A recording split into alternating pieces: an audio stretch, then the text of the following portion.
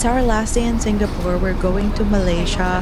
For our flights, what we booked kasi is multi-city. So from Clark to Singapore, then we rode a bus from Singapore to Kuala Lumpur, then from Malaysia to Manila. Hindi na rin ako masyadong nakapag-vlog dito kasi sobrang pagod ko talaga. Ayan! So, nandito na po tayo sa Airbnb natin sa Malaysia. Very recommended. Nakita ko na nadaanan natin yung Twin Towers. Grabe.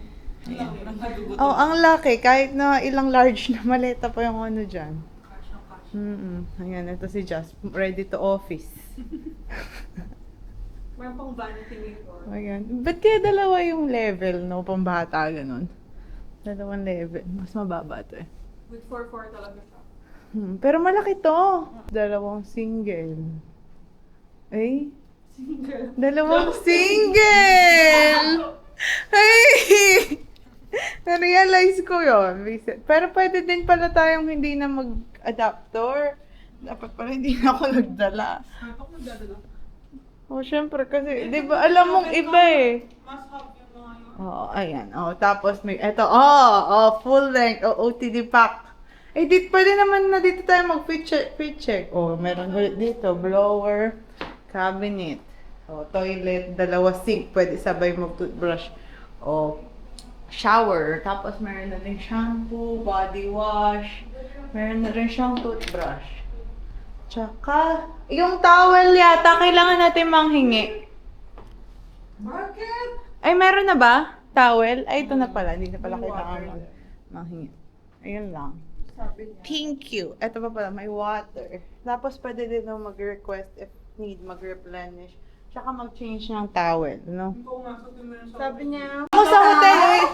Ayan, tapos wait lang, meron table, drawer. Ay, merong ano, baso-baso. May baso-baso. Bowl, kutsara. Oh, pwede tayong kumain. Oh, meron pang ano, kettle. Oh, tapos merong TV. Hello, nandito kami ngayon sa pavilion. Ay, may KKV. Ayun na, nakalagay naman doon kung ano yung stores per level. Hanapin na lang natin. Ay, ang laki ng Jisoo Life! Oh, may electric fan ba dyan? Nagilap ng electric. No? Ayan yung mga tindahan nila. Oh, ayan. May Uncle Roger pa, oh. May Nando's. Level 9. Levi's, Atmos. Food. Ayan, meron ganito. May potato corner, oh. Meron, nahanap ko yung ano yung sinasuggest niya. Wait lang. Arabica, yaw-yaw. Oh, may yaw-yaw. May yaw-yaw pa. Ito Oh my gosh. Baskin Robbins. Tingnan natin kung mura yun. Panmig, Nippon. Hindi ito. Yun yung mga ano. Yung Mexico. Ayun yung silver. Oh my Yung God. Mexico. And, Hindi, iba yun. Wala sila yung, di ba, yung Mexico meron siyang ano sa likod. ang ganda din ng parang brand. Dito din yung gusto ko. Pero si Yori, hindi niya kasi masyadong gusto yung hit na ano. Ayun yung gusto ko yung silver. Ito. Parang maganda yung silhouette nito, yung arrival. Ito, maganda din to. Ang ganda. Actually, ito talaga yung agenda namin dito. Gusto talaga namin kumain sa Five Guys. Na-try na kasi namin to before sa Hong Kong. Pero sa Hong Kong, mahal siya eh. Pero dito sa Malaysia, mas affordable naman. Ang sarap kasi talaga ng burger nila. Very juicy. Yung milkshake nila, ang sarap din. Yung fries nila, flavorful. Tapos ang dami talaga ng serving. Sana magkaroon sa Pilipinas talaga nitong Five Guys. Nagkikrave na naman ako kaso wala eh. So, hindi ko na nga pala na-videohan yung biyahe namin from Singapore to Malaysia. Kasi super pagod talaga. Like sa Singapore, puro talaga kami lakad. So, yung sa bus naman, binook lang talaga namin siya sa Klook. And then, nakalagay naman na dun yung details like yung schedule. And then, kung saan kayo pupunta, kung saan yung parang bus terminal, kumbaga. And then, so pagkasakay namin ng bus, so, dire-diretso naman na yung biyahe hanggang sa immigration, sa border. And then afterwards, binabalang kami dun sa designated na babaan. And then from there, nag-grab lang din kami papunta dun sa Airbnb na na-book namin sa Airbnb app. So yung comment ko dun sa Airbnb, maganda naman siya. Okay naman yung location if mag-grab kayo. Kasi medyo malayo siya sa train station. Though since mura lang kasi ang Grab sa Malaysia, I recommend na mag-Grab na lang din kayo. Dito sa Malaysia, madami talagang affordable. Like yung Airbnb namin, affordable siya. But if you would want to opt for hotels, meron din naman silang affordable hotels. The one thing na masasabi ko dito sa Malaysia, if mag-grab kayo, is mag-book kayo in advance. Like, hindi pa kayo umaalis dun sa kung nasaan man kayo, siguro mga 20 minutes before bago kayo plan na umalis dun. Mag-book na kayo ng Grab. Kasi sa sobrang traffic, ang tagal bago dumating yung Grab. Yung biyahe din nga pala namin from Singapore to Malaysia is around 6 hours. So, hapon na talaga, like late na nung nakarating kami sa Malaysia.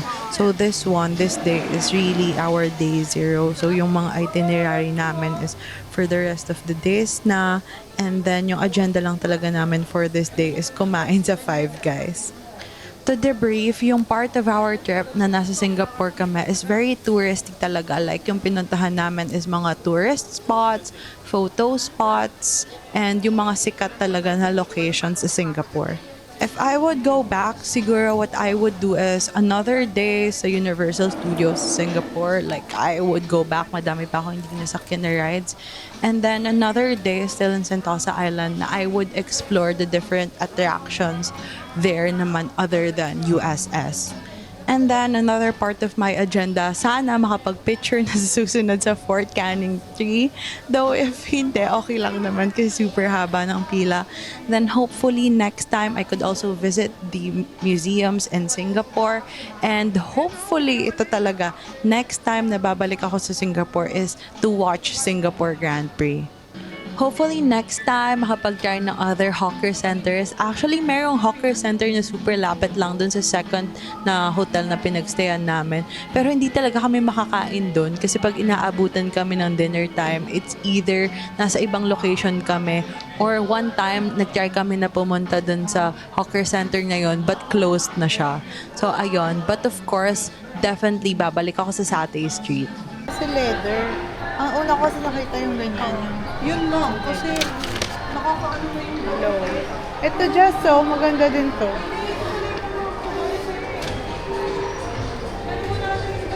Wala na. Ang ganda din ito just so.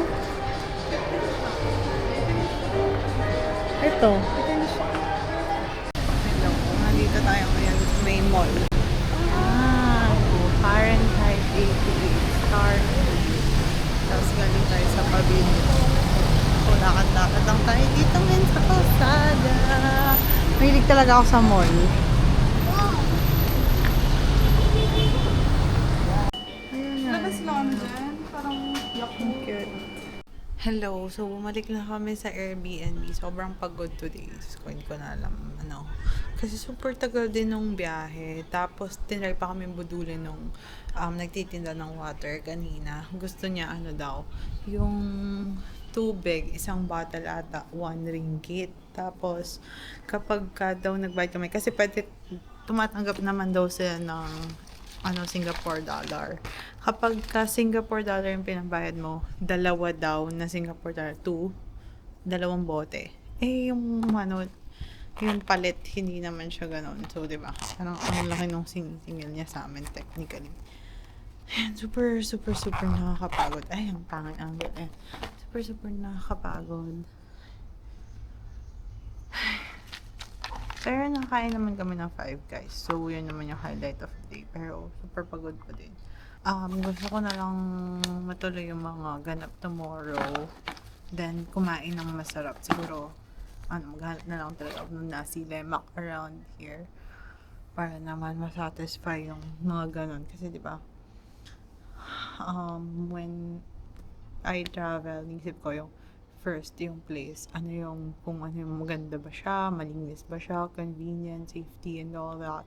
And then next is yung parang enjoyment activities. Next is yung food. So, yun. Okay naman so far, pero super pagod nga. Tagal nga ng biyahe. So, pag nagbabiyahe ako, para after ng biyahe, super nadidrain ako. So, I think that's it. Tsaka baka dehydrated. So, I think I need to drink a lot of water din. Traffic nga lang. Yun, sobra. Yun pala yung napansin ko legit nga, yung traffic. Mahirap, Sabi nga. mahirap mahirap book. Kahit na may pang-grab ka, yung problema yung mga 20 minutes Grab mo mismo. hihintayin.